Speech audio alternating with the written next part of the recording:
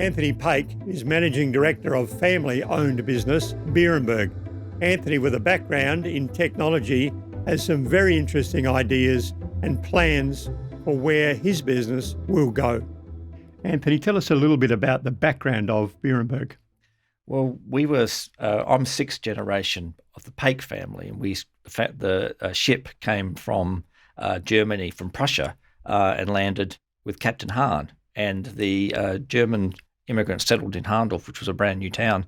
And there's several other Paik families as well. And yeah, that was the start of it. We've been on that farm since 1839. And the growth in the business, what's driven the growth for it to become an international brand? It's been a number of crossroads. My father, who's sadly passed away now, he was quite an entrepreneur, and he developed the small jar, that little jar which you see in a lot of places, and that was the start when we got that business with Qantas in 1985. And he got the business with Qantas before we even had the ability to make the jars. So that was kind of the way that he sort of thought, and it was very exciting for us at the time. And we were able to get that product out, and we had the business. We've had the business ever since. We're talking about the growth of businesses and the way technology is an enabler of growth. What are some of the things that you guys are doing with technology that's enabling that growth? Well, we've got a lot of data. We've got about 1.4 million lines of transaction data, just going back to 2018, because we've got a shop. We've got all our invoicing that we do every day. Of course, we do the export as well, Coles and Woolworths. So all this transaction data, and I realised that this is a treasure trove of stuff that we could use to predict future orders. So something I've just done recently is we get scanned data every week from our Coles and Woolworths. So it tells you exactly how many jars of strawberry jam was sold through the checkout in Coles and Woolworths every week. And I looked at that versus we're actually selling them, what we're invoicing them. And there's actually quite an alignment, as there would be, between what's being sold and what we're selling them. But there's a 3-week delay. So I realized if we know the scan data, we know what they're going to order in 3 weeks' time. So I used a simple machine learning algorithm, just a neural network that I programmed myself in Python, and we just runs it, and it just shows you what's going to be ordered in each of the varieties. So it's only early days yet, and we're just sort of testing to see how it goes. But the theory is that we can predict the big Coles and Woolworths orders in advance and have them made and ready. I guess that brings us to smart manufacturing, your manufacturing process. Tell us a little bit about how you leverage technology. Yeah, well, we've got a lot of data there as well. We're manufacturing 60, 70,000 jars a day in a shift, just in a single shift, 100,000 in a double shift. And so we know the temperatures of the holding tanks and the cooking vessels and the weights and the number of products being filled per hour and all this sort of stuff. So you can see we've actually got it like a big dashboard, I guess a scoreboard would be a better term, up on the wall on a TV that shows the staff how long they've got to go till they finish. And we found that's scoreboards are very powerful. Mm-hmm. I think people see how far they see how they're going. And they know that the bosses can see how they're going. Like me, I can look through my window and I can see it. Mm-hmm. So how can we use technology to get closer to the customer? And how can we tell our story?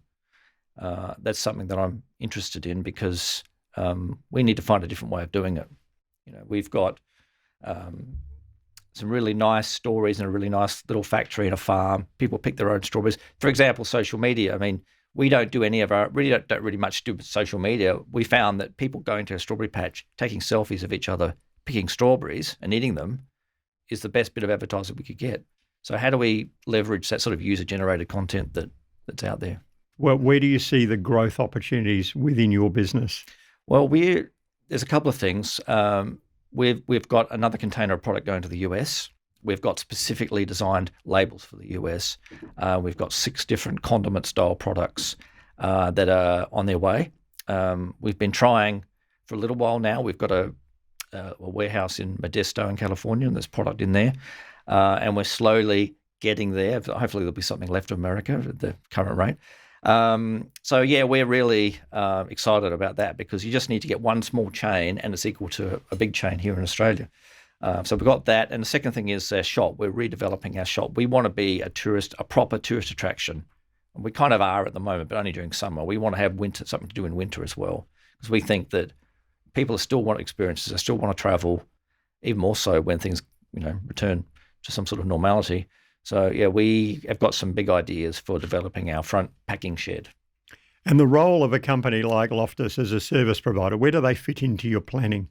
Well, it's really important. I mean, we talk about cybersecurity before, and you've got to have good backups, and you've got to be able to test them, test the restores. You've got to be able to, the social engineering, having training on people so they don't click on links they shouldn't click on. There's a whole bunch of things that to protect the organisation for starters, and then to grow it. I mean, we have decided on a particular architecture and a particular sort of way of having things in-house as opposed to the cloud. That's just for our own reasons.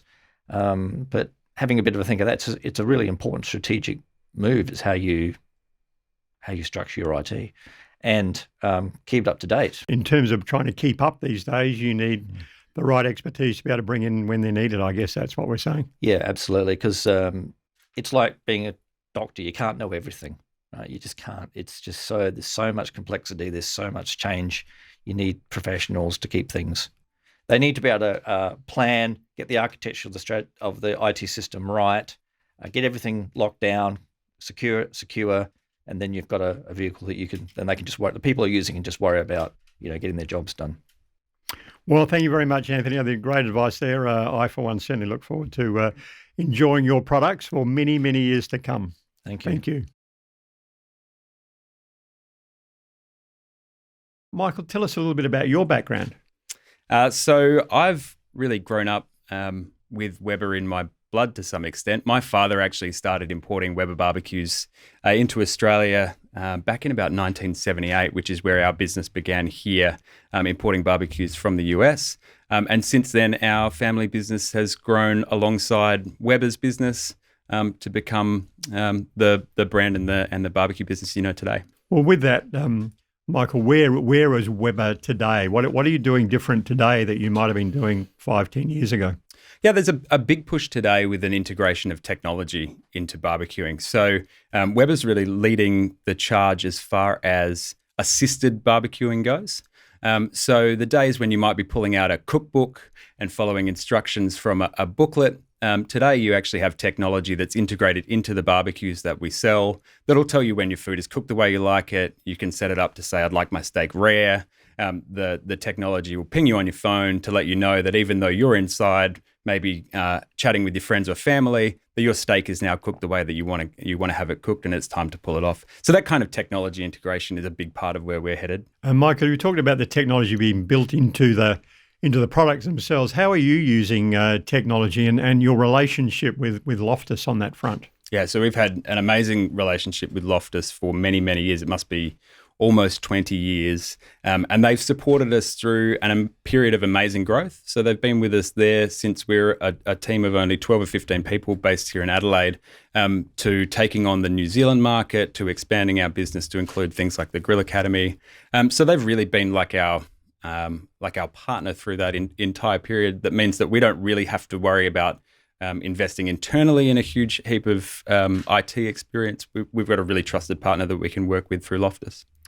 Everybody talks a lot about the use of data and driving the business with data. Where does that play a role within your organisation? I think there's so many different places that data is starting to play a role. If you think about something like integrating technology into a barbecue and what that could tell you. So if you're now using a barbecue and you're saying, I love my steak rare, we now know that you have this barbecue, you enjoy this type of food, you use it at this frequency. And so it becomes really relevant data when we want to communicate with you about things that might be value adding for you. And that just means we build a closer relationship with our customer, with the consumer and the user of the barbecue, and we can provide more value as a brand than our competitors can. So it's becoming a pretty much part of the Internet of Things in many ways. Absolutely. Yeah, that's exactly how we talk about it, as being the Internet of Things in barbecuing. And there's we're just scratching the surface when it comes to that type of technology. There's so much that I can see, 2, 3, 5 years down the track, so much value that kind of technology and connection to the customer will bring. Experience, because you really are selling experience. You're not selling a product. It's the Weber experience that I guess people embrace. Yeah, absolutely. I mean, like I said, it's the memories that you create. The Sunday afternoon barbecue with my dad is ingrained in me forever, and you won't be able to take that away. Nobody else will be able to own that experience in my memory. And I think if we can continue to build those kinds of relationships with our customers, and have Weber be more than a product. I mean, to me, it's so much more than a product. I know to a lot of people, Weber is not a product. It's a part of their family. We talk about the Weber family and we mean it. We're there in the backyard with you at some of the most important sort of family and friend moments of your life. I mean, you must have an incredible level of market penetration. Yeah, look, I mean, barbecues are obviously a big part of the Australian way of life, and Weber's a big part of barbecuing in Australia. But I guess it's an interesting point as I think to the future and the trends that are out there. One of the big challenges for us as a market leader, I think, is to continually look for opportunities to grow the market, expand the market.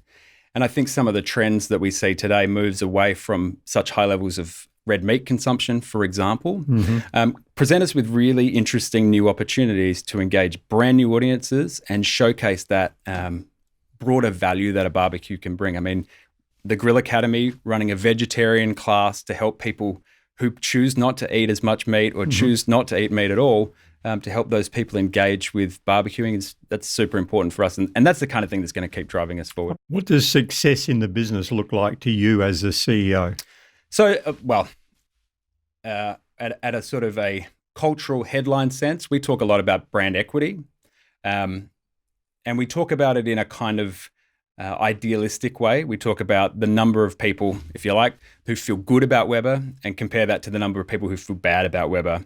And we think that our business success is really driven off the fact that there's a differential there, and hopefully it's in the right direction. And that means people are speaking positively about us. People are enjoying their experiences with Weber, and that continues to build organically the Weber fan base. So brand equity is the key thing, creating positivity about the brand. How would you like to see technology more enabling in your business, and organisations like Loftus? What more can they do for you? Well, I think at the moment I spoke a little bit about e-commerce, and there's obviously lots of opportunities that come along with that.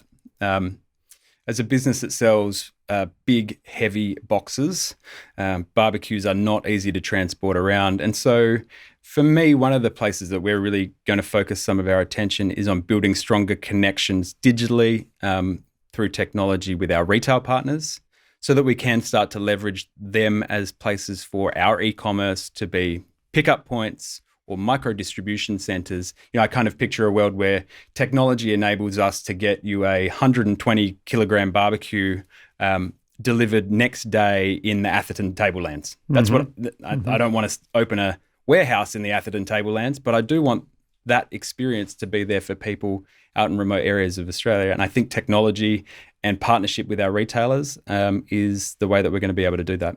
As a young CEO emerging into the business that you traditionally had a lot to do with, what's your advice to others looking to grow, and particularly in South Australia, looking to have a go?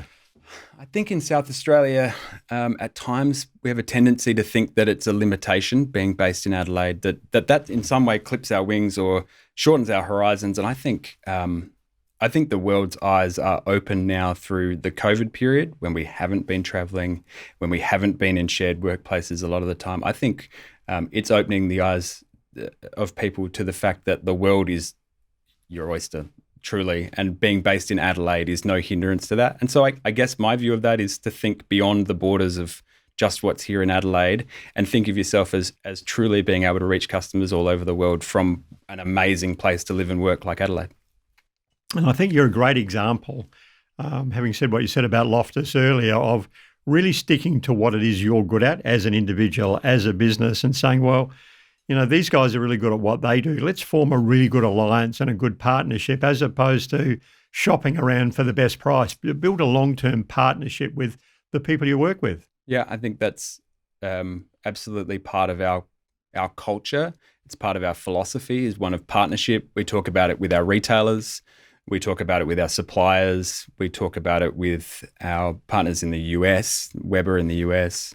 And I think that goes back to the brand equity statement, which is if we want people feeling good about Weber, I don't just mean that in terms of a consumer. I mean that in terms of, the guys at Loftus. How do they talk about doing business with the Weber business?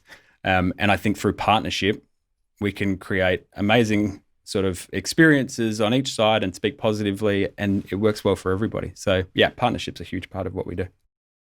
Shaw & Smith is owned by two people, Martin Shaw and Michael Hill-Smith. Martin is a winemaker and Michael is a master of wine. So they established the business 31 years ago, 30th anniversary last year, and built the winery up at the Balhanna site in 2000, and now have a vineyard in Lenswood, Balhanna, and we also have another brand in Tasmania. My role, which originally just started more just in a financial accounting role, has now moved into more systems and IT. So a couple of years ago, we took on this project within the business to look at our systems in general, our IT, from simply just internet to all our network hardware, and then what software we use within the business. So that's where my role is now evolved to, and currently doing a bit of implementation on cloud software at the moment. So that's what I'm knee deep in. You do a lot with Loftus? Yes. So I work very closely with Loftus and the business itself. So they're our support in terms of IT. We have started from just trying to secure internet with fast, reliable internet with Loftus, and we went down a number of avenues. Then we've looked at adding Wi-Fi to our bottling line up to our warehouse, and then to just upgrading everyone in the business to having an email address and a computer. And now we're on the journey of moving our server off-site and cloud software. So we've gone a long way in a couple of years. Mm-hmm. Where do you see other roles for technology at Shaw & Smith in the future? For us, it's a lot about data and trying to give everyone in the business access to that data. We have a sales team where we try to operate in a number of different markets. So we operate in about 10 plus markets internationally, plus a large domestic market, and direct to consumer. Particularly in the technology in the direct to consumer space, we have a lot more online sales these days. Our tasting room is improving in terms of the technology and how many people we can service in the one space, and then looking to what freight and how we can get our product to our customer in a reliable manner. So I think there's an opportunity for technology to improve in that space as well. And in terms of IT technology and whatever, I gather you don't have a large internal presence, and Loftus really are, for want of a better term, your IT department. Yes, correct. So the IT would be myself. Mm-hmm. And I don't get a lot of work done when everyone's like, and can I ask questions? So it's really great. We've given all the staff the independence and the ownership that they can call Loftus themselves. And the service desk is always very prompt. They're always ready to help, and I get internally some great feedback from the Loftus service desk, and if they can't solve something, they'll always escalate it, and then we have a relationship manager who always is checking in on us and helps any bigger issues.